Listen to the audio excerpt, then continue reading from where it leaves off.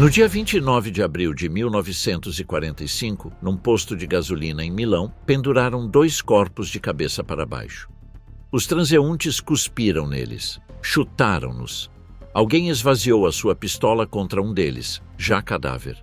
O homem que tinha prometido reconstruir o Império Romano, o que se tinha feito chamar herdeiro dos Césares, o que tinha brandido o destino de 40 milhões de italianos como se fosse a sua propriedade pessoal, acabou a baloiçar perante uma multidão que o odiava com a mesma intensidade com que outrora o tinha adorado. Esta é a história da Itália fascista. 23 anos de uma experiência que começou com um ferreiro socialista e um menino rebelde numa aldeia da Romanha e terminou num posto de gasolina, com uma bala dos partisanos e um nome que o mundo associaria para sempre ao fracasso e à ruína. O filho do ferreiro, a origem de um ditador. No verão de 1890, na pequena aldeia de Dovia, pertencente ao município de Predápio, na região da Romanha, um menino de 7 anos recebeu um murro na boca por parte de um rapaz chamado Orsi Giacona, 3 anos mais velho do que ele. O menino caiu entre as vides, com o lábio a sangrar e os olhos úmidos de humilhação. Voltou para casa a chorar, e o seu pai, Alessandro Mussolini, ferreiro de mãos negras e temperamento explosivo, deteve-o contra a parede com um punho. "As lágrimas são para as mulheres", rosnou-lhe. E depois, volta e ensina-lhe que ninguém toca num Mussolini. O menino voltou. Encontrou uma pedra pontiaguda no caminho, levantou-a e bateu a Orsi 2 vezes na orelha e 1 vez na boca, até que o mais velho fugiu a gritar. Nessa noite, o pai aplaudiu o filho com a força de um martelo sobre uma bigorna. Benito Mussolini tinha 7 anos e já tinha aprendido a primeira lição da sua vida: a violência como resposta ao mundo. Nasceu a 29 de julho de 1883. O seu nome foi escolhido pelo pai, Alessandro, um homem obcecado com a política revolucionária e os ídolos do socialismo internacional. Chamou-lhe Benito, em homenagem a Benito Juárez, o reformador mexicano que tinha desafiado o império. Alessandro Mussolini não era um ferreiro qualquer de aldeia.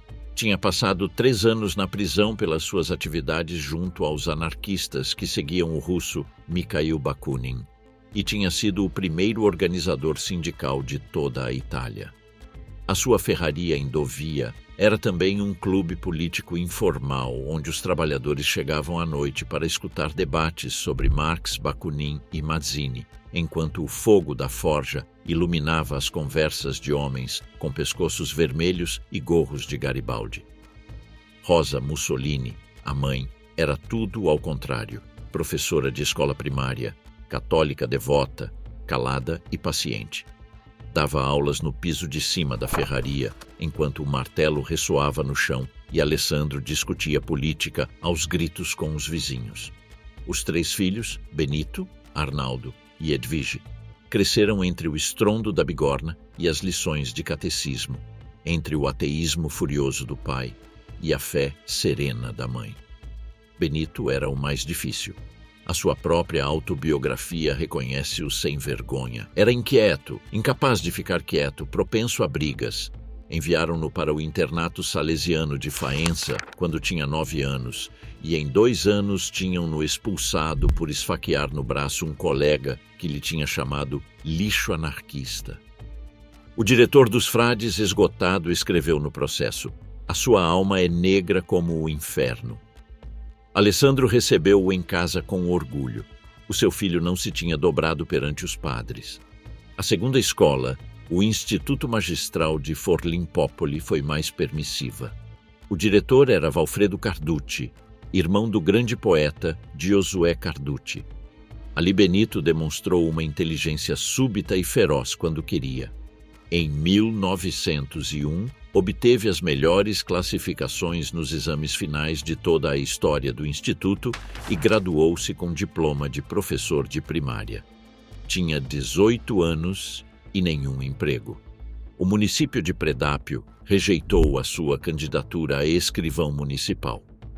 O autarca conservador considerou que era demasiado jovem e perigoso. Um socialista perigoso como o seu pai. Alessandro Mussolini foi pessoalmente insultar o autarca. O jovem Benito aceitou um trabalho provisório como professor em Gualtieri, nas margens do Pó. Durou 1 ano. O autarca da aldeia demitiu-o pelas suas brigas com os jovens locais e o seu comportamento inapropriado. Foi o primeiro emprego e o primeiro a perder. Em maio de 1902, sem trabalho, sem dinheiro e com apenas a coragem que ele próprio identificou como o seu único capital, cruzou a fronteira em direção à Suíça. O Vagabundo de Lausana, Suíça e o Forjar do Caráter. Chegou à Suíça com pouco mais do que a roupa que trazia vestida e uma medalha de Karl Marx que guardava no bolso como talismã. O que encontrou foi humilhação.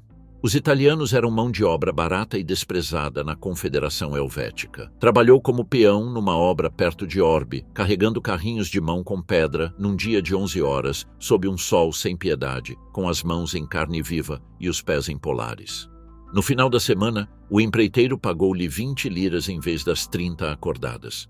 "Considera que já te roubei", disse-lhe. Mussolini não respondeu. Comprou um par de sapatos com pregos e foi-se embora.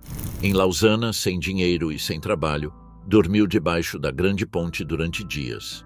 Uma manhã, delirando de fome, arrancou o almoço da mão de 2 turistas inglesas que comiam num banco.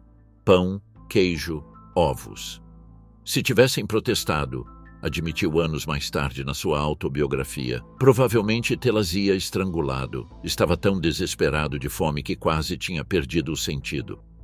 Prenderam-no como vagabundo e passou um dia na prisão antes de o magistrado o obrigar a ir-se embora de Lausana. Mas a Suíça também foi a universidade que não podia pagar. Assistiu às conferências do economista Vilfredo Pareto na Universidade de Lausana, cujas lições o marcaram para sempre. Pareto sustentava que a história não era o resultado inevitável de forças econômicas, como insistia Marx, mas sim uma série de acidentes produzidos por indivíduos com capacidade para aproveitar cada mudança de vento. A liderança bem-sucedida, na visão de Pareto, consistia em ajustar o rumo com rapidez perante cada nova corrente. Mussolini absorveu tudo. Os seus inimigos chamá-lo-iam oportunista e traidor de 1000 ideologias. Na sua cabeça, era simplesmente um aluno exemplar de Pareto. Em Zurique conheceu Angélica Balabanov, uma mulher pequena, corcunda e de voz áspera que era a alma e a força motriz dos conspiradores russos na Suíça. Falava 6 idiomas, conhecia Lenin e Trotsky e foi durante 10 anos a mentora política de Mussolini. Uma noite, num café, enquanto os 3 russos o observavam como se ele não estivesse presente, Balabanov analisou-o em voz alta. A sua fraqueza é que é revolucionário só porque odeia ser pobre, não por genuína simpatia com a classe operária. E é demasiado excitable, demasiado neurótico. Lenin anuiu. Trotsky ajustou os grossos óculos. "Por que então te incomodas com ele?" Balabanov respondeu: "Tem fogo, eloquência e capacidade de liderança." Mussolini escutou, comeu com fome e não disse nada. Expulsaram-no de 2 cantões por discursos incendiários. Falsificou o seu passaporte. Deportaram-no para a fronteira italiana. Voltou à Itália em 1904, amparado pela anistia que Victor Emanuel III tinha concedido aos desertores e exilados políticos, e cumpriu o serviço militar obrigatório no 10º Regimento de Bersaglieri em Verona, a elite da infantaria italiana, conhecida pelas suas plumas de galo verde no chapéu e pela sua marcha ao trote duplo. Foi, segundo o seu próprio relato, um soldado modelo. Os seus oficiais não podiam acreditar que o agitador, cujo processo os fazia franzir os senhos, se tornasse no soldado mais disciplinado da companhia. Não terminou o serviço. A sua mãe, Rosa, caiu gravemente doente e concederam-lhe uma licença. Chegou a tempo de ver como a cabeça da sua mãe se inclinava lentamente e morria. Rosa Mussolini tinha menos de 48 anos. Foi o golpe mais duro da sua vida, o único luto que o derrubou sem recursos. Durante dias não se pôde levantar da cadeira em frente à lareira, bebendo vinho com o seu pai e o seu irmão Arnaldo no silêncio da ferraria apagada. O jornalista da violência, adiante ao popolo d'Italia. Em 1912, aos 29 anos, Benito Mussolini foi nomeado diretor do jornal Avanti, o único diário socialista de Itália, publicado em Milão. Era o cargo mais importante que o Partido Socialista podia oferecer. Em poucos meses, triplicou a circulação até superar os 100 mil exemplares. Mas, agosto de 1914 mudou tudo. O assassinato do arquiduque Francisco Fernando em Sarajevo desatou a Primeira Guerra Mundial, e o Partido Socialista Italiano adotou uma postura de neutralidade absoluta. Mussolini, em contrapartida, chegou à conclusão de que a Itália devia intervir junto aos aliados da Tríplice Entente para terminar com os impérios alemão e austro-húngaro e libertar os territórios do norte que ainda falavam italiano sob domínio estrangeiro. A 25 de novembro de 1914, perante uma sala do partido repleta de 3.000 militantes furiosos em Milão, foi expulso do Avanti e do Partido Socialista. Os gritos abafavam-no. Ele esperou de pé no estrado até que pudesse falar. Crendo que me tirais o meu cartão de militante, tirais-me também a minha fé, mas não vistes a última de mim. Desceu do estrado enquanto a sala gemia. Semanas depois, fundou o Popolo d'Italia. Os primeiros fundos vieram de fontes que sempre negaria, mas que a história documentou décadas mais tarde. Fundos industriais franceses e russos, interessados em que a Itália entrasse em guerra. O jornal levava um subtítulo que dizia tudo: Diário Socialista. Nas suas páginas escreveu algumas das linhas mais ardentes do jornalismo italiano da época. Viva a guerra da Itália, viva a guerra em geral, a paz é absurda, ou melhor dizendo, uma pausa na guerra. Em maio de 1915, a Itália entrou na guerra e Mussolini, coerente, foi chamado a filas. Serviu 9 meses na primeira linha no Carso, os Karstes de Calcário a Nordeste, uma das frentes mais sanguinárias da guerra. Chegou a cabo. A 23 de fevereiro de 1917, um acidente com um morteiro durante exercícios de instrução feriu-o gravemente, com 40 fragmentos de estilhaço no corpo, alguns tão profundos que nunca se puderam extrair. Operaram-no sem anestesia em pelo menos 12 ocasiões distintas. Deram-no de baixa em agosto de 1917 e regressou ao Popolo d'Italia. A guerra tinha lhe dado algo que nenhum curso de oratória podia ensinar: autoridade real. Tinha estado nas trincheiras, tinha visto morrer homens. Quando falava de sacrifício e sangue, havia uma veracidade física nas suas palavras que os oradores de salão não podiam emular. A Itália saiu da guerra com 600 mil mortos e uma vitória que o mundo inteiro chamou mutilada. Nos tratados de paz de 1919, Inglaterra e França ignoraram as promessas que tinham feito para que a Itália entrasse em guerra. A Dalmácia ficou para a Jugoslávia. Fiume ficou em disputa e as colônias africanas prometidas não chegaram. A indignação foi profunda e generalizada. Sobre esse humus de humilhação, Mussolini plantou a sua semente. Ausface e a marcha sobre Roma, a ascensão ao poder. A 23 de março de 1919, no número 9 da Piazza San Sepolcro, em Milão, Mussolini convocou uma reunião de ex-combatentes, sindicalistas, revolucionários e aventureiros de todo o tipo. A maioria trazia as marcas da guerra: cicatrizes, membros mutilados, olhos que olhavam com a quietude específica daqueles que estiveram demasiado perto da morte. Convocou-os para constituir os Fasci Italiani de Combattimento, a Associação de Combatentes Italianos. A sua bandeira seria a insígnia dos Arditi, as tropas de choque de elite da guerra, caveira branca sobre fundo negro, o seu uniforme, a camisa negra dos trabalhadores da Romanha. O seu emblema, o fácio, um feixe de varas atado à volta de um machado, o símbolo do poder dos magistrados romanos. Todos os presentes puseram-se de pé e juraram lealdade. O secretário escolhido foi Cesare Rossi, um ex-sindicalista.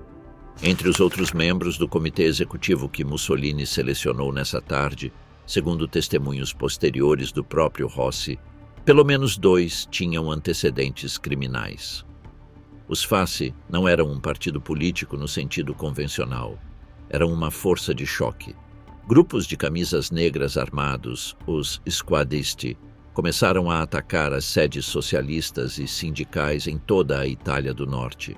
A polícia chegava invariavelmente tarde, quando os fascistas já tinham fugido e apenas restavam os feridos.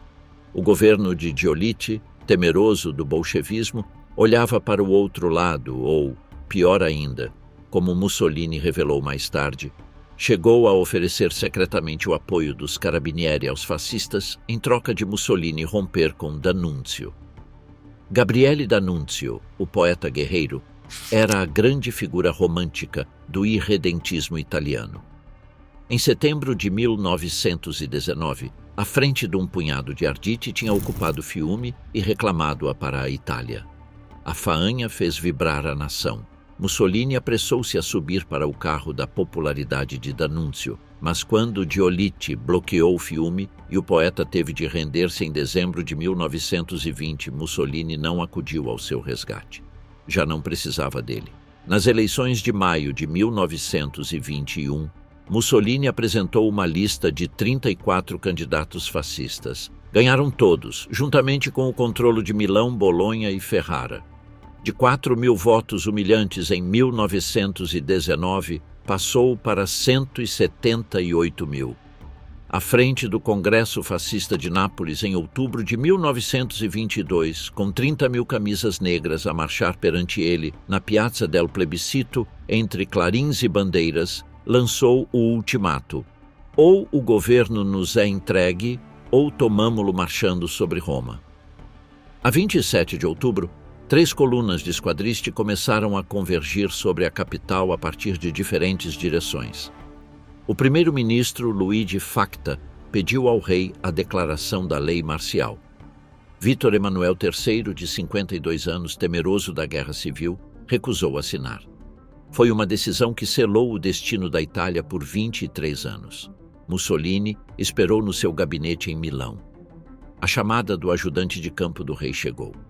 Sua Majestade convidava-o a Roma a formar governo. Chamou a redação do Popolo d'Italia. Parem as rotativas, um novo título, Mussolini, novo primeiro-ministro.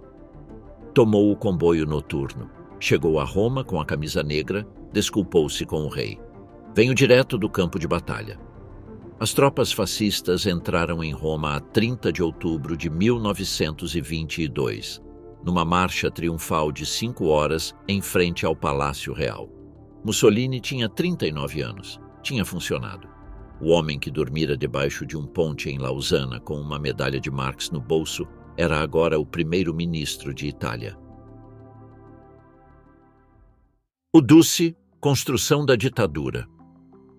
Mussolini chegou à chefia do governo sem nenhum programa concreto. Admitiu-o com uma brutalidade característica. Os imbecis pedem sempre programas. O nosso programa é simples. Queremos governar a Itália. A única ideologia coerente que tinha era o poder, e a tarefa imediata era consolidá-lo. Fez-o com uma metodologia que observaria, com desgosto misturado de admiração, um jovem agitador de Munique, passo a passo, sem pressa, eliminando cada alavanca do Estado Livre e substituindo-a por uma engrenagem fascista. Primeiro, a lealdade visível. No mesmo dia do seu primeiro gabinete, nomeou como ministros representantes de todos os partidos para não assustar o rei nem os moderados. Mas reservou para si próprio as pastas de presidente do Conselho, ministro do Interior e ministro dos Negócios Estrangeiros. 3 ministérios numa só pessoa. O poder real, indiviso. Depois, a força. Os squadristi foram convertidos na milícia volontária per la Sicurezza Nazionale, a milícia nacional, financiada pelo Estado, mas leal apenas ao Duce. 150.000 homens armados que não respondiam ao exército real, nem ao parlamento. Eram o seu exército privado, legalizado. A seguir, a violência política sistematizada. Cesare Rossi organizou a Tcheca, a polícia secreta fascista, inspirada explicitamente na soviética. Os seus operativos recebiam listas de cidadãos marcados para agressão, tortura ou assassinato. Em toda a Itália, homens eram assassinados em ruas, hospitais, salas de aula e prisões. Os funcionários que tinham criticado Mussolini eram desnudados e passeados pelas praças. Usava-se óleo de rícino para humilhar os opositores. Vertiam-no à força por um funil, enquanto o sujeito era imobilizado. A 10 de junho de 1924, o deputado socialista Giacomo Matteotti foi raptado numa rua de Roma por 5 homens que o introduziram à força num automóvel. Matteotti tinha proferido dias antes o discurso mais devastador de oposição ao regime, documentando as fraudes eleitorais, os crimes da Checa e os acordos secretos com os industriais. O seu corpo apareceu enterrado a 12 quilômetros de Roma, 12 dias depois do sequestro. O líder dos sequestradores era Amerigo Dumini, um delinquente de origem americana que costumava apresentar-se como Dumini 11 Assassínios. A indignação foi total. Os 5 principais partidos de oposição abandonaram o parlamento no que chamaram o Aventino, emulando os plebeus da Roma antiga. Os cartazes com a imagem de Mussolini foram arrancados ou pintados com a palavra assassino. O cardeal Maffei de Pisa telegrafou: "Como sacerdote choro, como italiano envergonho-me." O Corriere della Sera pediu a demissão imediata. Mussolini esteve à beira do colapso. Pela primeira vez desde que detinha o poder, temeu perdê-lo. Mas a oposição cometeu o erro fatal de crer que bastava sair do parlamento para que o rei actuasse. Vítor Emanuel não actuou, e Mussolini sobreviveu. A 3 de janeiro de 1925, subiu ao estrado do parlamento e proferiu o discurso mais ousado da sua carreira. Se o fascismo foi uma associação de criminosos, eu sou o chefe desses criminosos. A responsabilidade política, moral, histórica é minha. A Itália quer paz e tranquilidade, trabalho e calma. Dar-lhe-emos com o amor se for possível, com a força se for necessário. Essa mesma tarde, telegrafou aos prefectos de toda a Itália. Em 48 horas deviam destruir todos os partidos, jornais e organizações de oposição que ainda funcionassem. A ditadura era oficial. O Estado totalitário, a Itália que Mussolini construiu. Tudo dentro do Estado, nada fora do Estado, nada contra o Estado. Foi a frase que Mussolini utilizou em 1925 para descrever o que queria construir. E também foi o primeiro ditador moderno a adotar o termo totalitário como algo positivo, como aspiração. Entre 1925 e 1929, desmontou sistematicamente cada instituição que pudesse converter-se num contrapeso. Os sindicatos independentes foram substituídos por sindicatos fascistas sem direito à greve. A imprensa foi submetida à censura total. Os jornalistas recebiam folhas de instruções diárias sobre que temas tratar e em que tom. O aparato judicial foi reorganizado para incluir um tribunal especial para a defesa do Estado, perante o qual compareciam os opositores acusados de crimes contra a nação fascista.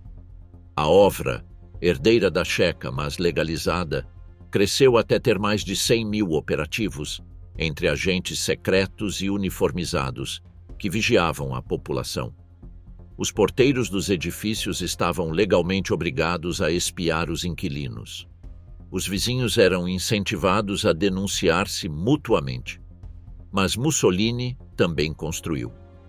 E esta ambivalência é central para entender por que é que milhões de italianos o seguiram durante 2 décadas.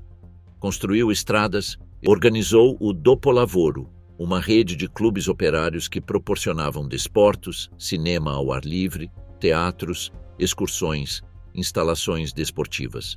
No topo da sua popularidade, o Dopolavoro contava com milhões de membros e era a instituição recreativa mais importante da Europa. A Balila foi a outra peça do puzzle, uma organização juvenil obrigatória para crianças dos 6 aos 16 anos, vestidos de camisas negras, treinados em exercícios militares, adoutrinados na glória de Roma e na grandeza de Il Duce. Livro e fuzil perfeito fascista, era o lema. Mussolini compreendeu algo que os ditadores posteriores copiariam. O controlo da infância garantia o controlo do futuro. Em 1929, assinou os Pactos de Latrão com o Vaticano, que reconheciam a Cidade do Vaticano como Estado independente e estabeleciam o catolicismo como religião oficial da Itália. Em troca, o Papa legitimava o regime. O cardeal Pacelli, futuro Pio XII, chegou a chamar a Mussolini o mais culto restaurador da Roma imperial. Foi o maior golpe de legitimidade religiosa que qualquer governo leigo italiano tinha recebido desde a unificação. O lema pintado em letras negras em todas as paredes, os paredões e as encostas das montanhas de Itália, resumia o projeto. Crer, obedecer, combater. Mandou fixá-lo em cada canto do país com a persistência de quem sabe que a repetição é a mãe da convicção. O Mare Nostrum, imperialismo e o sonho africano. Em 1927, Mussolini falou ao parlamento com uma frase que definia a sua visão. A Itália devia ter pronta a capacidade de mobilizar 5 milhões de homens. Era uma nação com 40 milhões de habitantes, sem suficientes matérias-primas, sem colônias rentáveis, aprisionada no Mediterrâneo. A sua saída era a expansão. O primeiro movimento foi diplomático. A Albânia foi convertida em satélite italiano mediante o Tratado de Tirana de 1926, sem disparar um único tiro. O rei Zog assinou os tratados que entregavam à Itália o controlo de facto da política externa albanesa em troca de apoio financeiro e militar. Era uma vitória limpa, do tipo que Mussolini preferia antes de 1935. Conquistas que não custassem sangue italiano visível. Mas o sangue chegaria. Em outubro de 1935, apareceu na varanda do Palácio Venezia com uniforme de gala para anunciar que a Itália declarava guerra à Etiópia, que ele continuava a chamar pelo seu nome antigo, Abissínia. As razões eram várias e entrelaçadas. Uma derrota histórica pesava sobre a Itália desde 1896. Em Adua, o exército do general Oreste Baratieri tinha sido aniquilado pelas tropas do Negus Menelik, segundo na maior derrota colonial de uma potência europeia em África. 40 anos depois, a Itália queria lavar essa afronta.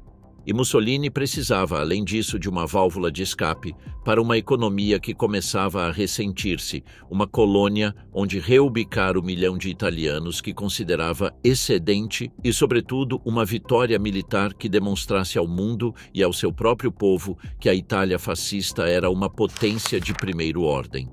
O comandante designado foi o general Emílio de Bono, veterano da Primeira Guerra Mundial e um dos quatros da marcha sobre Roma. Mussolini pendurou um enorme mapa da Etiópia na parede da Vila Torlonia e passava horas a mover bandeirinhas, enviando telegramas contraditórios a De Bono que o deixavam paralisado. O avanço foi lento. A imprensa internacional começou a troçar. Em dezembro de 1935, substituiu De Bono pelo Marechal Pietro Badoglio, que era o que De Bono não era, um profissional sem paciência para os telegramas de Roma. Quando Mussolini continuava a enviá-los, Badoglio amarrotava-os com gesto de desdém e respondeu famosamente: "Deixem-me em paz se quiserem uma vitória." Badoglio obteve-a, mas não sem custar a reputação internacional da Itália, o que Mussolini tinha ganho politicamente. A artilharia italiana disparou projéteis com gás mostarda sobre as tropas do Negus Haile Selassie, causando mais de 30 mil baixas entre os soldados etíopes. Os aviões bombardearam e metralharam tendas com a Cruz Vermelha Sueca. A Suécia protestou formalmente. A Itália respondeu com sarcasmo: "Deveriam os nossos pilotos encher as bombas com água de colônia?" A A 1º de maio de 1936, Haile Selassie escapou num cruzador britânico. Mussolini anunciou a conquista. Os dias dos Césares voltaram, gritou da varanda do Palácio Venezia enquanto a multidão gemia: Dulce Imperador! Dulce Imperador! Badoglio foi nomeado vice-rei da Etiópia e duque de Addis Abeba. Mussolini autoproclamou-se primeiro marechal do Reino de Itália, expropriando o único título que, por tradição, pertencia ao rei Vítor Emanuel. O monarca mordeu o lábio. Nunca perdoaria essa humilhação. A conquista da Etiópia foi, na realidade, o ponto em que começou a queda. A Liga das Nações votou sanções econômicas contra a Itália, que Laval da França se encarregou de esvaziar de conteúdo pela porta traseira. Mas o episódio afastou a Itália de França e da Grã-Bretanha e empurrou-a mais perto da Alemanha de Adolf Hitler, que desde janeiro de 1933 governava o país mais poderoso do continente europeu. O eixo Roma-Berlim, aliança que o condenou. A primeira vez que Mussolini e Hitler se viram foi em junho de 1934, na vila de Stra, perto de Veneza. Mussolini chegou de uniforme fascista. Hitler chegou de fato civil e gabardina. Estiveram juntos vários dias. Mussolini saiu da reunião convencido de que Hitler era, como disse a Rachel depois, um autêntico louco. Ideias selvagens brotam da sua boca, uma atrás de outra, e está obcecado com essa mania alemã, o antissemitismo. Mas as dinâmicas do poder têm a sua própria lógica. Um mês depois da reunião, os nazis austríacos assassinaram o chanceler Engelbert Dollfuss, amigo pessoal de Mussolini. Il Duce moveu 2 divisões italianas para a fronteira do Brenner como advertência a Hitler para que não tentasse ocupar a Áustria. Foi o momento em que poderia ter cortado com a Alemanha de maneira definitiva. Em vez disso, esperou por um sinal de apoio de Londres e Paris que nunca chegou. Fiquei desiludido, disse a Rachel, amargo. A apatia deles pode encorajar Hitler. A cadeia de eventos que se seguiu desenvolveu-se com uma lógica implacável. A conquista da Etiópia e as sanções da Liga das Nações tinham deteriorado as relações com as democracias ocidentais. Hitler ofereceu apoio solidário à Itália quando todos a condenavam. Em outubro de 1936, a Itália e a Alemanha formalizaram o eixo Roma-Berlim. Em setembro de 1937, Mussolini visitou Berlim e ficou intimidado pelo desfile da maquinaria bélica alemã. Os Panzers, os Stukas, os regimentos da Wehrmacht, a marchar com uma precisão mecânica que a Itália fascista nem sequer podia sonhar replicar. Regressou de Berlim deprimido. Já não era o mestre. O pupilo tinha-o superado de maneira avassaladora. Confessou a Galeazzo Ciano, seu genro e ministro dos Negócios Estrangeiros: não temos escolha. Simplesmente não temos nem de perto a força da Alemanha. A nossa única proteção real contra uma invasão alemã está em sermos aliados da Alemanha. Era uma admissão de fraqueza que não teria feito perante mais ninguém. O Pacto de Aço, assinado a 22 de maio de 1939, foi a formalização do que se tinha tornado inevitável. A Itália e a Alemanha comprometiam-se a apoiar-se mutuamente em caso de guerra, independentemente das circunstâncias. Foi Ciano quem entendeu a armadilha.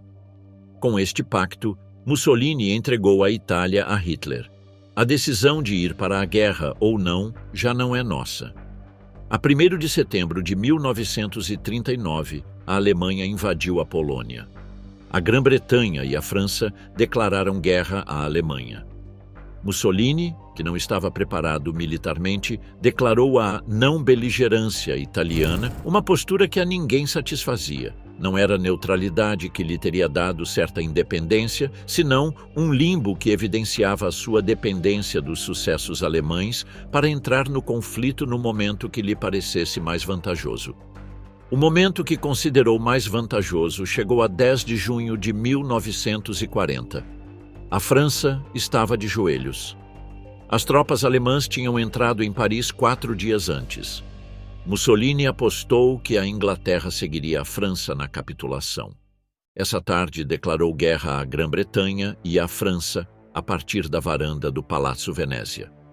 Winston Churchill, que acabava de assumir como primeiro-ministro da Grã-Bretanha, disse perante o parlamento que em nenhum país do mundo se tinha tomado uma decisão tão grave com tão pouca reflexão. A aposta foi a mais desastrosa da sua vida. A Guerra Paralela. As derrotas que ninguém esperava. Em junho de 1940, o estado do exército italiano era o segredo mais mal guardado da Europa. Os seus chefes militares sabiam-no. Os seus próprios marechais sabiam-no. Mussolini suspeitava, mas preferia ignorá-lo.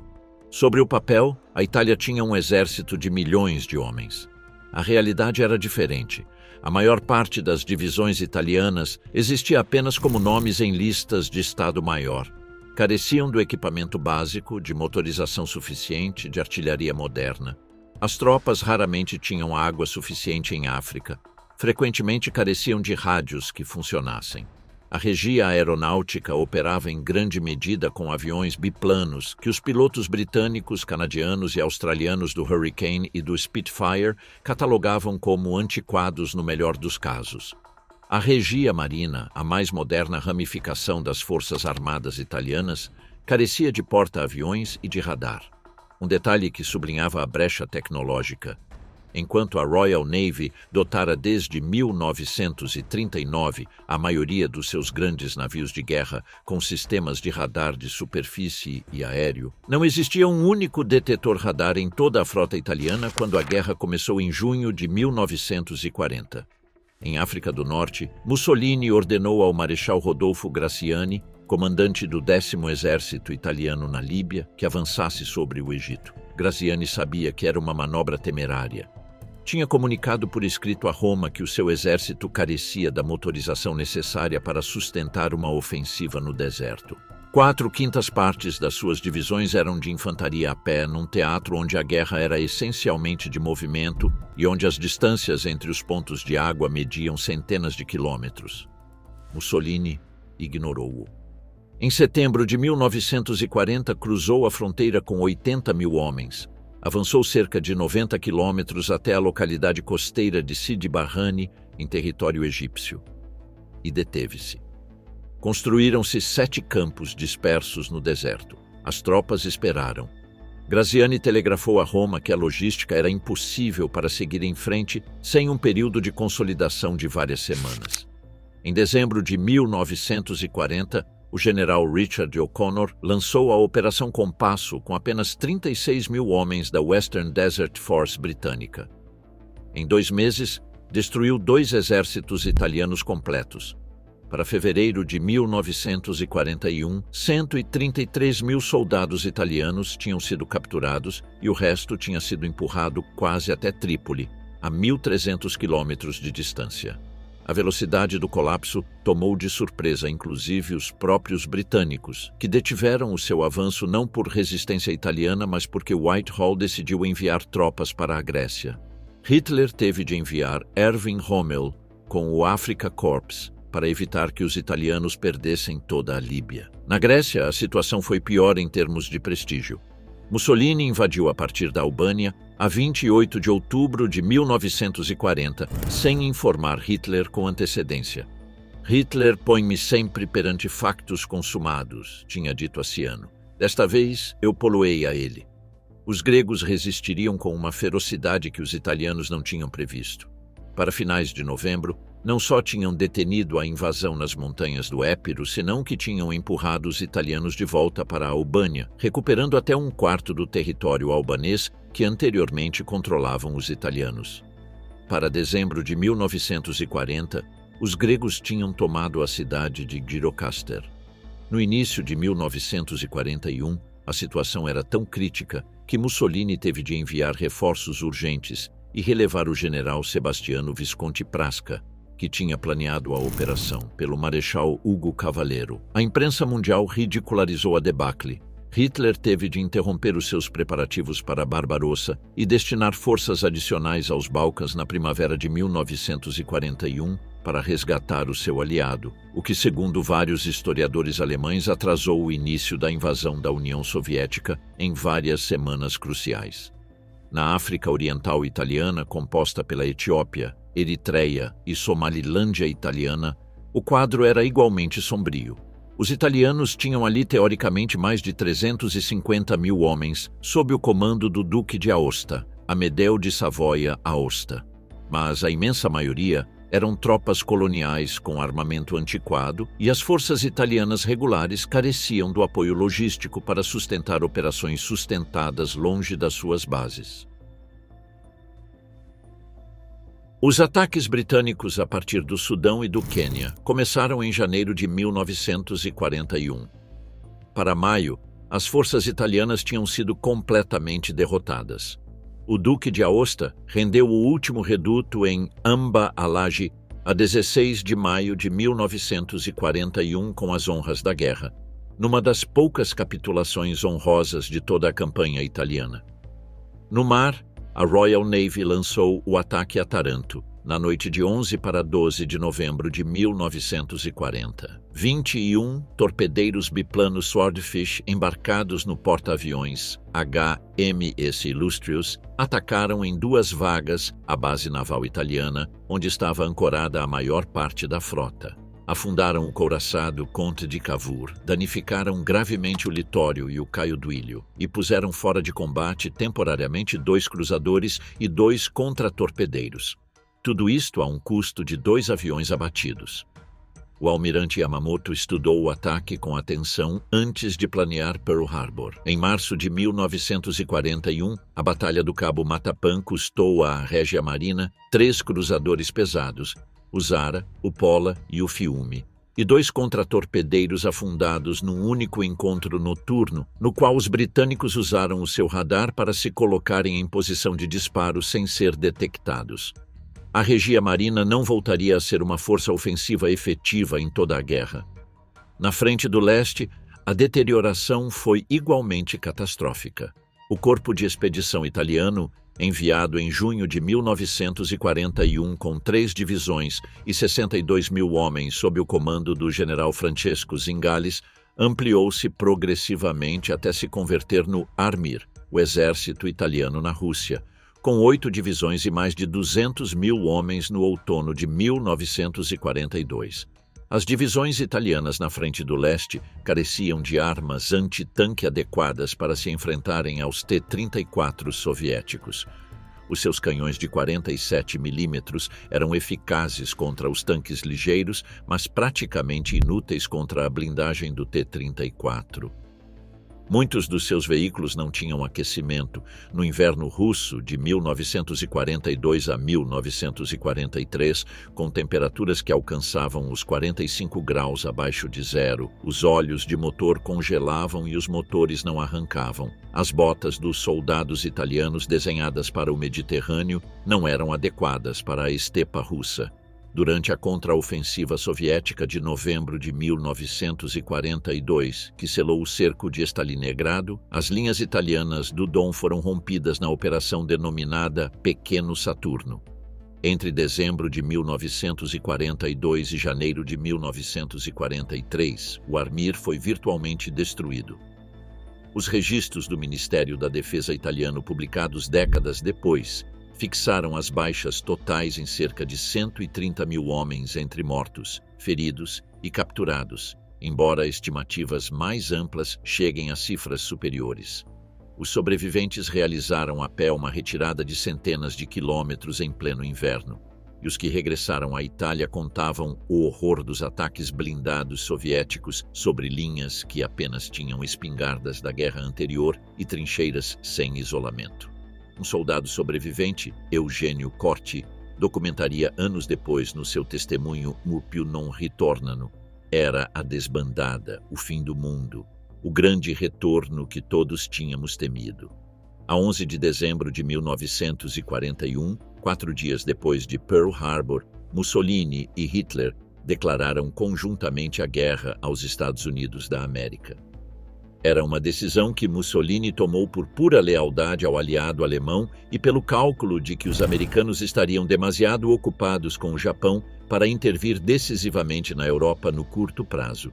Foi um erro de proporções históricas. 4 meses depois, o general George Marshall começava a enviar as primeiras tropas americanas para a Grã-Bretanha. 18 meses mais tarde, essas tropas desembarcariam nas praias da Sicília. E com isso, a ilusão da guerra paralela que Mussolini tinha sonhado, uma guerra mediterrânea e imperial à margem dos grandes conflitos europeus, onde a Itália pudesse brilhar com luz própria, ficou definitivamente sepultada sob a areia do deserto líbio, a neve da estepa russa e os fundos do Mediterrâneo. Sicília, 1943. A invasão que selou o destino da Itália. Em maio de 1943, após 6 meses de campanha tunisina, as forças do eixo em África renderam-se. Mais de 250 mil soldados alemães e italianos caíram prisioneiros no Cabo Bom, incluindo o general Jürgen von Arnim. Era o maior desastre do eixo desde Stalingrado. Os aliados tinham agora o domínio do Mediterrâneo. A questão seguinte era onde desferir o golpe seguinte na Europa. A Sicília foi a resposta lógica. Apenas 140 quilômetros de canal separavam Tunis da ilha. E a Sicília era a Itália. A primeira fenda na fortaleza Europa. A Operação Husky, o nome de código da invasão da Sicília, foi aprovada na Conferência de Casablanca em janeiro de 1943. O comandante supremo seria o general Dwight D. Eisenhower. As forças terrestres, sob o comando do general Sir Harold Alexander, dividiam-se em 2 exércitos. O 8º Exército Britânico do general Bernard Montgomery e o 2º Exército Americano do general George S. Patton. A data escolhida foi 10 de julho de 1943. A defesa da Sicília estava teoricamente a cargo de 200 mil soldados italianos, reforçados por 2 divisões alemãs. A 15ª Panzer Grenadier Division e a divisão blindada Hermann Göring.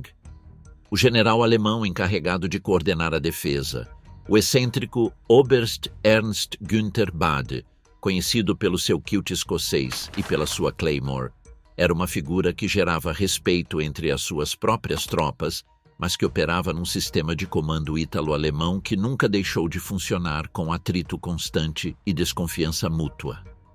Holland descreve em Sicily 43 o dilema estratégico. A ilha triangular, dominada a nordeste pelo vulcão Etna de 3.340 metros, tinha aeródromos no norte, sul e centro. O objetivo final era Messina, no estreito que separa a Sicília da Península Italiana, através do qual fluíam todos os suprimentos e reforços do eixo. Mas Messina estava fortemente defendida, de difícil acesso e fora do alcance da cobertura aérea a partir de Malta e Tunis. O plano final, após meses de disputas entre os comandantes aliados, em que Montgomery desempenhou um papel perturbador, mas finalmente construtivo, concentrou as forças na costa sul e sudeste. O 8º Exército desembarcaria na área de Ávola e Siracusa, e o 7º Exército em Gela e Licata. A operação exigiu 2.590 navios de transporte e de guerra, 4.000 aeronaves e 160 mil soldados na primeira vaga. A noite de 9 para 10 de julho foi violenta. Os ventos mediterrâneos, que roçaram os 45 km por hora, destruíram muitas das formações de paraquedistas e planadores. Os ingleses da 1ª Brigada de Paraquedistas e os americanos da 82ª Divisão Aerotransportada ficaram dispersos ao longo de dezenas de quilômetros. Muitos caíram ao mar. Outros aterraram a quilômetros do objetivo. Mas amanheceu o 10 de julho e os soldados começaram a desembarcar. As tropas italianas nas praias foram, em geral, a parte mais fraca da defesa. Muitos dos soldados eram sicilianos que levavam anos a ver a sua terra bombardeada e cujas famílias viviam sob o fogo aliado. Os que encontraram resistência tenaz foram minorias. A maior parte dos comandantes sicilianos, como o regista Holland, relatava que os italianos do continente tinham mais vontade de combater do que os soldados locais. Um ponto de apoio italiano em Ponte di Rilo resistiu durante vários dias. Outros colapsaram com uma rapidez que os próprios alemães consideravam vergonhosa. Os alemães combateram de outra maneira. A divisão Hermann Göring contra-atacou em Gela, a 11 de julho, com tanques Tiger e Panzer IV. A certa altura, os americanos do general Terry de la Mesa Allen tiveram os tanques a menos de 2 quilômetros das praias de desembarque. Os artilheiros da 1ª Divisão de Infantaria, a Big Red One, e o fogo naval do cruzador USS Brooklyn detiveram o contra-ataque. Foi um dos momentos mais críticos de toda a operação. 38 dias após os desembarcos, a 17 de agosto de 1943, o último soldado alemão cruzou o Estreito de Messina em direção à Itália continental. A Batalha da Sicília tinha terminado. Os aliados tinham conquistado a ilha, mas a derrota da Sicília já tinha uma consequência que a precedeu por 3 semanas. A queda do Duce, na noite de 25 de julho de 1943. Nos anos que precederam a Segunda Guerra Mundial, a relação de Mussolini com a realidade foi se deteriorando de maneira gradual e inexorável. Os generais que lhe traziam más notícias aprenderam que era melhor não as trazer. Os ministros que assinalavam as limitações dos recursos italianos eram ignorados ou substituídos. O Duce tinha se rodeado de bajuladores que confirmavam as suas ilusões, e as ilusões tinham tomado o controle. Mas no verão de 1943, as realidades eram demasiado brutais para serem ignoradas. Os aliados tinham desembarcado na Sicília. Roma tinha sido bombardeada a 19 de julho de 1943, a primeira vez que a capital italiana sofria um ataque aéreo massivo. 1000 bombardeiros aliados descarregaram as suas cargas sobre o nó ferroviário de San Lorenzo e os bairros circundantes. Morreram mais de 2000 pessoas. Bairros inteiros ficaram destruídos. A Basílica de San Lorenzo fuori le Mura, uma das igrejas mais antigas da cristandade, foi gravemente danificada. As multidões nas ruas não gritavam "Duce", mas reclamavam paz. Os próprios pilares do regime estavam a estalar. O grande conselho do fascismo, que Mussolini tinha transformado num organismo puramente decorativo durante anos, foi convocado para 24 de julho. Os historiadores têm debatido durante décadas quanto é que Mussolini sabia do que ia acontecer nessa reunião. Galeazzo Ciano, o seu próprio genro, tinha estado em conversações com os grupos que planeavam a moção de censura. O marechal Pietro Badoglio, que o substituiria, tinha sido contactado pelos conspiradores semanas antes. O rei Vítor Emanuel, o monarca que Mussolini tinha humilhado e ignorado durante anos, estava a par. A reunião do Grande Conselho começou às 17 horas de 24 de julho e prolongou-se até às 2 horas de 25 de julho. O deputado Dino Grandi apresentou uma moção pedindo que Mussolini devolvesse o comando das Forças Armadas ao rei e que o Grande Conselho recuperasse os seus poderes constitucionais. Foi uma moção de desconfiança, formulada com a linguagem burocrática da restauração institucional. Mussolini falou durante 2 horas. Era a oratória de um homem que tinha perdido o fio, repetitivo, defensivo, sem a energia que o tinha tornado lendário. A moção foi votada às 2 da madrugada de 25 de julho. 19 votos a favor, 7 contra, 1 abstenção. Galeazzo Ciano votou contra o seu sogro. No dia seguinte, 25 de julho de 1943, Mussolini foi ao Palácio Real para informar o rei. Vítor Emanuel esperava-o no jardim. Foi uma conversa breve. A situação é irreparável, disse-lhe o rei, segundo as memórias posteriores de Badoglio. Neste momento sou o homem mais odiado de Itália. Mussolini respondeu, votaram contra mim. O rei anunciou-lhe que tinha designado o marechal Pietro Badoglio como novo chefe de governo. Ao sair do palácio, um capitão de carabinieri aproximou-se de Mussolini com gesto cortês. Tinha ordens para o acompanhar. Subiram-no para uma ambulância. Foi trasladado para a ilha de Ponza e depois para o Hotel Campo Imperatore, no alto do maciço do Gran Sasso, nos Apeninos, a 2.130 metros de altitude. Quando a rádio anunciou a prisão de Mussolini nessa noite de 25 de julho, o povo italiano saiu à rua para celebrar. Em Milão, em Roma, em Nápoles, multidões derrubaram estátuas do Duce, queimaram sedes do Partido Fascista, arrancaram os emblemas do governo dos edifícios públicos. A alegria era a de quem acredita que a guerra terminou. Não tinha terminado. Tinha entrado na sua fase mais sangrenta para a Itália. O armistício e a traição. Itália entre dois fogos. Badoglio anunciou que a guerra continua. Era o que tinha de dizer para não provocar uma resposta militar alemã imediata, embora no seu gabinete já tivesse enviado emissários secretos aos aliados para negociar. A frase não enganou ninguém, nem aos alemães, que começaram a reforçar as suas tropas em Itália através do Brenner, a um ritmo de uma divisão por semana, nem aos aliados, que sabiam que a Itália queria sair da guerra. O general Giuseppe Castellano, jovem e brilhante oficial do Estado-Maior, viajou para Madrid e depois para Lisboa com um passaporte falso em nome de Raymond Imas para estabelecer contato com os aliados. Reuniu-se com o embaixador britânico em Espanha, Sir Samuel Hoare, a 15 de agosto de 1943.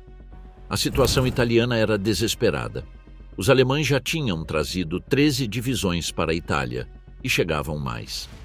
O exército italiano, embora numeroso no papel, estava mal equipado e a sua moral era um desastre. A regia aeronáutica praticamente deixara de existir como força de combate.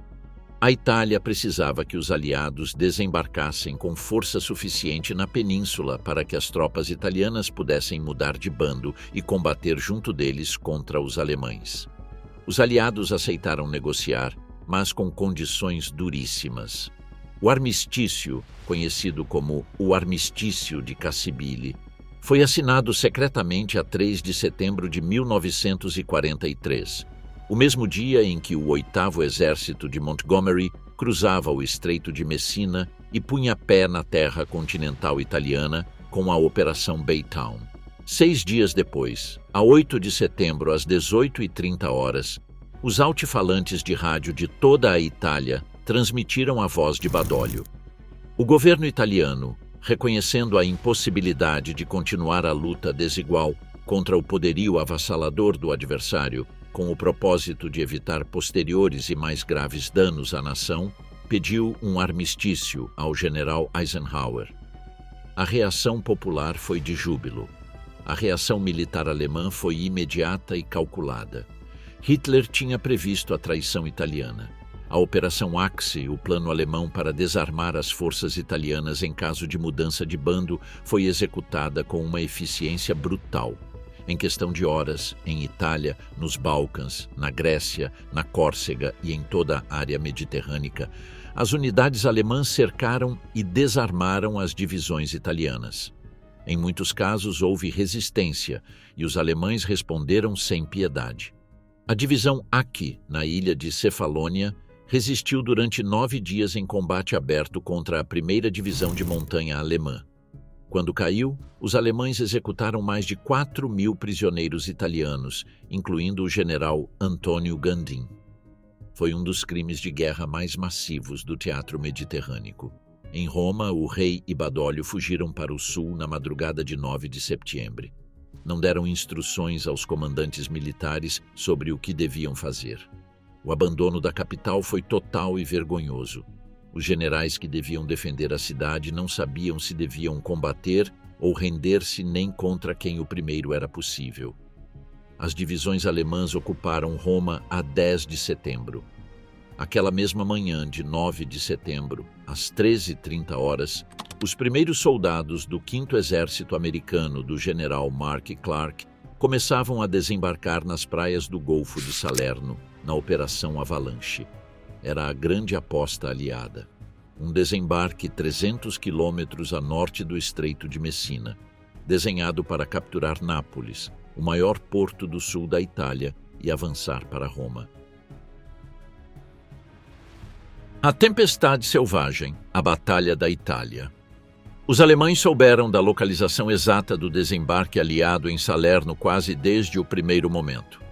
O general Heinrich von Wittinghoff, comandante do 10º Exército Alemão, respondeu com uma velocidade que apanhou os aliados desprevenidos. As divisões blindadas alemãs, incluindo a 16 Panzer Division, lançaram contra-ataques que durante 3 dias trouxeram a situação à beira do colapso. O 13 de setembro de 1943 foi o pior dia da campanha de Salerno. Os panzers alemães avançaram até ficarem a menos de 3 quilômetros do mar. O general Clark chegou a considerar a possibilidade de um reembarque parcial. Os engenheiros aliados receberam ordens para preparar o plano B para uma evacuação de emergência. James Holland descreve em The Savage Storm aquela Itália do outono de 1943 como um país quebrado. Pasqualina Caruso, uma jovem napolitana de 19 anos, escrevia no seu diário a 4 de setembro de 1943: "A Itália já é uma terra de mortos. Já não rimos, já não cantamos, já não jogamos, já não desfrutamos, só choramos e morremos." Em Nápoles, que tinha sido a terceira maior cidade da Itália, o gás para cozinhar tinha desaparecido. Não havia carvão, não havia água corrente. Os caminhões distribuíam água potável insuficiente para a população e as multidões lutavam para conseguir 1 litro. A contraofensiva aliada em Salerno foi sustentada pelo bombardeamento naval mais intenso de toda a campanha italiana. Os canhões do couraçado HMS Warspite e do cruzador USS Philadelphia converteram o terreno num campo lunar. E depois chegaram as divisões aliadas de reforço, e os alemães retiraram-se para o norte. Nápoles caiu a 1º de outubro de 1943. A chegada dos soldados aliados a uma cidade em ruínas e esfomeada foi um dos momentos mais documentados da guerra. As crianças pediam comida. Os mercados negros floresciam com os restos do que os alemães tinham deixado. 4 dias antes da chegada aliada, os habitantes de Nápoles tinham se levantado espontaneamente contra os alemães nas chamadas 4 Jornadas de Nápoles, um levantamento popular que custou centenas de vidas civis, mas que apressou a retirada alemã. O caminho para o norte estava bloqueado por uma linha de defesas que o marechal de campo Albert Kesselring, comandante do teatro italiano, tinha construído com uma maestria que lhes valeu o reconhecimento dos seus próprios inimigos. A linha Bernhard I, a linha Gustave depois, cortavam a península italiana com uma série de posições que aproveitavam cada montanha, cada rio, cada povoação cravada num penhasco. O Monte Cassino, onde a abadia beneditina do século VI dominava a única rota para Roma pela planície de Liri, tornou-se o símbolo desse muro que os aliados não conseguiam atravessar. O inverno de 1943 a 1944 foi o mais cruel da campanha. Nos Montes Abruzos e na linha do Sangro, os soldados aliados e alemães enfrentaram-se com temperaturas abaixo de 0, chuva convertida em gelo, lama que tornava impossível o movimento de veículos e a miséria física de viver em trincheiras abertas expostas aos ventos do Adriático.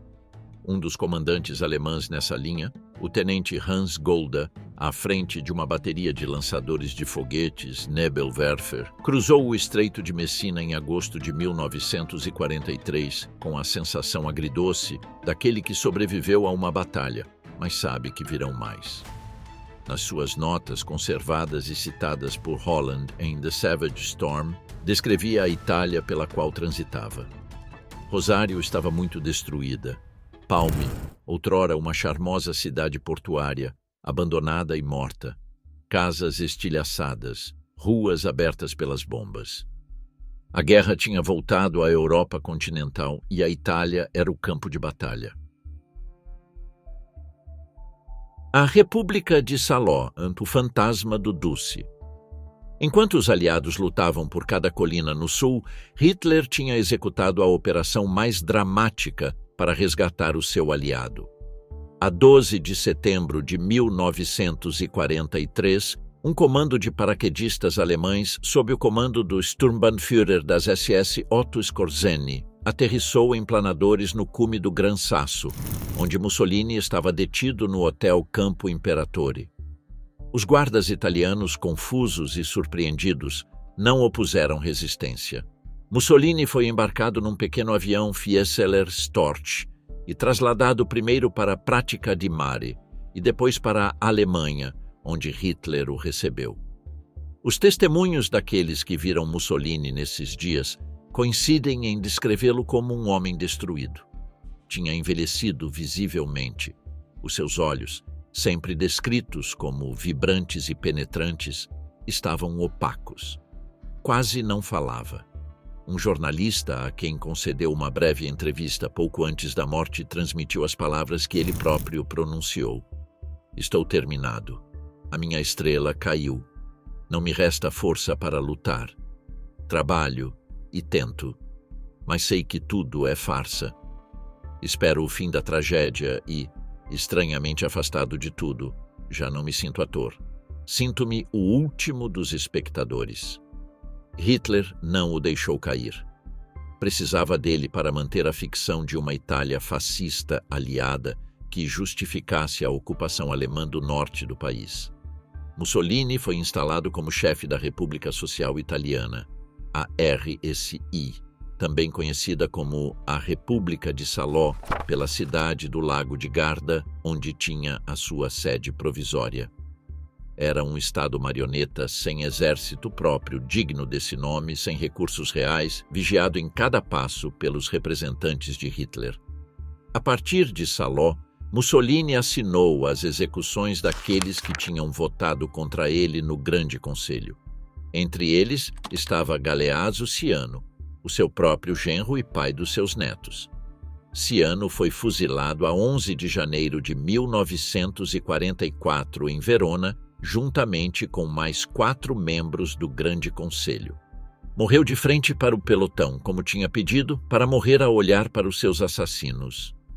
Eda Mussolini, filha do Duce e esposa de Ciano, tentou salvar o seu marido com uma negociação desesperada. Oferecia os diários de Ciano em troca da sua vida.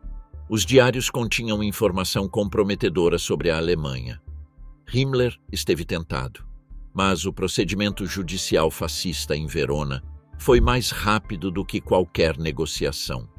Eda fugiu para a Suíça com os diários escondidos no casaco. Nunca perdoou seu pai. A Guarda Nacional Republicana da RSA foi o instrumento mais ativo do terror no norte de Itália durante 1943 a 1945, colaborando com as SS alemãs na perseguição de judeus, na caça a partisanos e no controlo da população civil.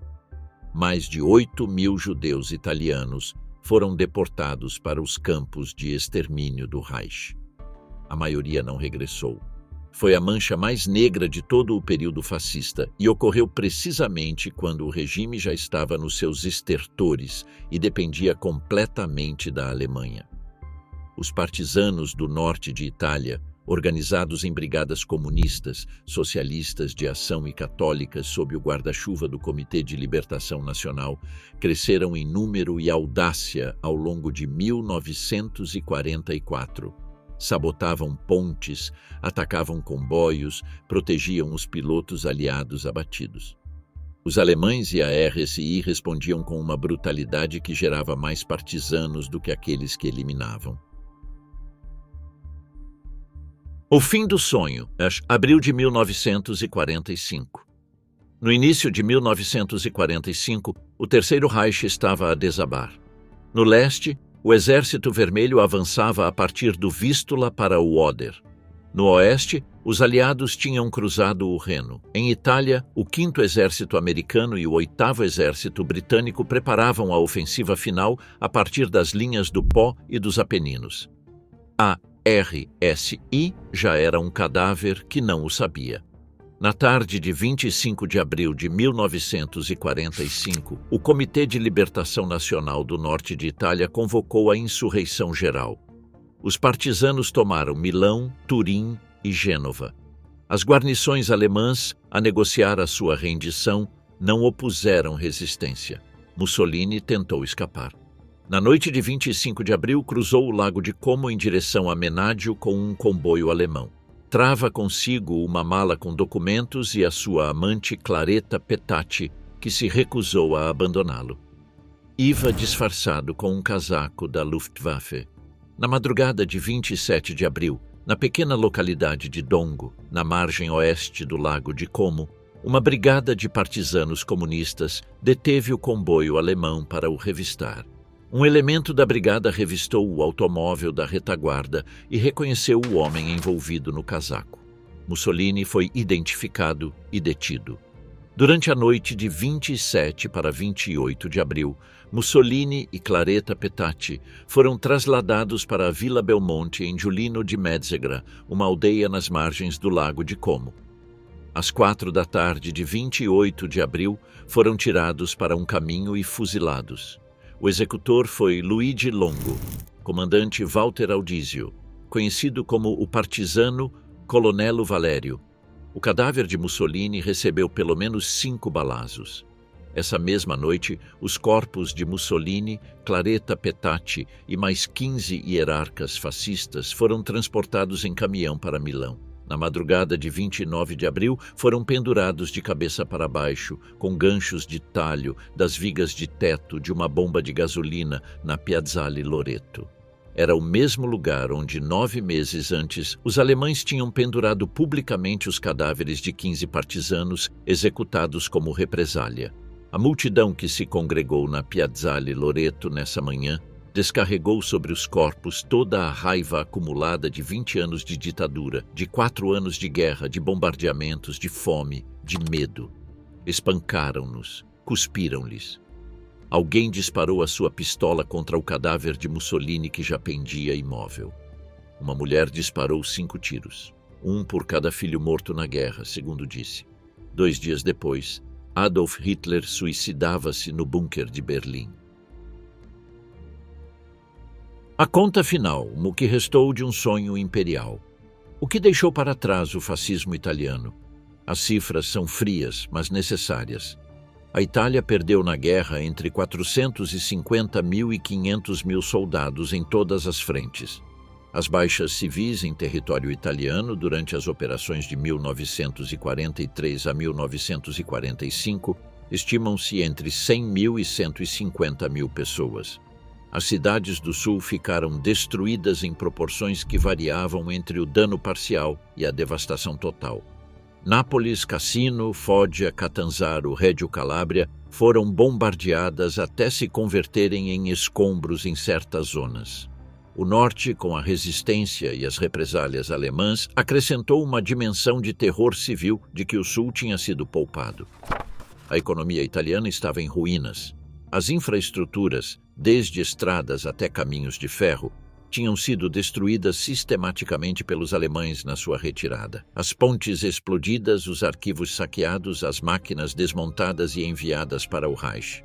O escritor e político italiano Luigi Barzini, Júnior, que tinha conhecido o regime e sofrido sob ele, resumiu-o com uma dureza que merece ser lembrada. O fascismo tinha criado um país espartano imaginário, no qual todos os homens deviam fingir que eram heróicos soldados, todas as mulheres matronas romanas, todas as crianças balilas. Isto fez-se através de slogans, bandeiras, discursos incendiários a partir de varandas, música militar, concentrações de massas, desfiles, uniformes chamativos, medalhas, enganos e distorções constantes da realidade.